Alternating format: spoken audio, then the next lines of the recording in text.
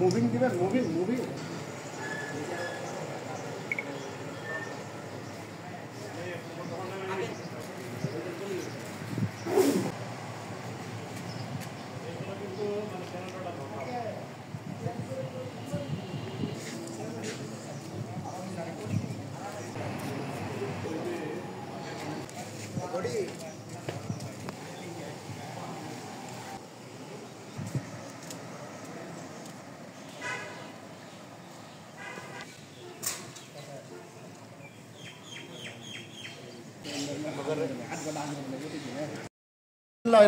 রহিম CPC 1 Jamalpur camp 11 July 2025 তারিখ ভোর অনুমান 4 ঘটিকার সময় গোপন সূত্রে সংবাদের ভিত্তিতে জানতে পারেন যে শেরপুর জেলার নালিতাবাড়ি থানাধীন সীমান্তবর্তী এলাকা হতে পিকআপ যোগে মাদক কারবারিরা ভারতীয় বিদেশি মদ বিক্রয়ের উদ্দেশ্যে ঢাকার উদ্দেশ্যে রওনা করিয়াছে।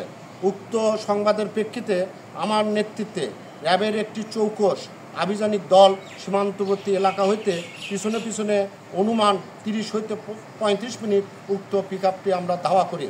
ধাওয়া করার এক পর্যায়ে পিকআপটি শেরপুর জেলার নালিতাবাড়ি থানাধীন পশ্চিম চাঁদগা গ্রামের কাঁচা রাস্তার জনৈক মোহাম্মদ মোফাজ্জল হোসেনের ভুসি দোকানের সামনে পিকআপটি সুকৌশলে রেখে তারা পালায়া যায়।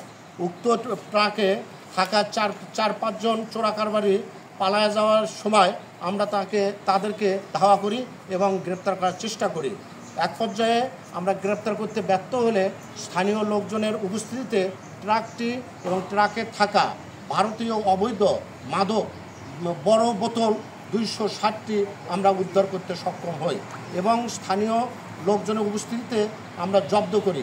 উক্ত মাদকের মূল্য অনুমান 12,72,000 টাকা এবং উদ্ধারকৃত ট্রাকের মূল্য 15 লক্ষ টাকা।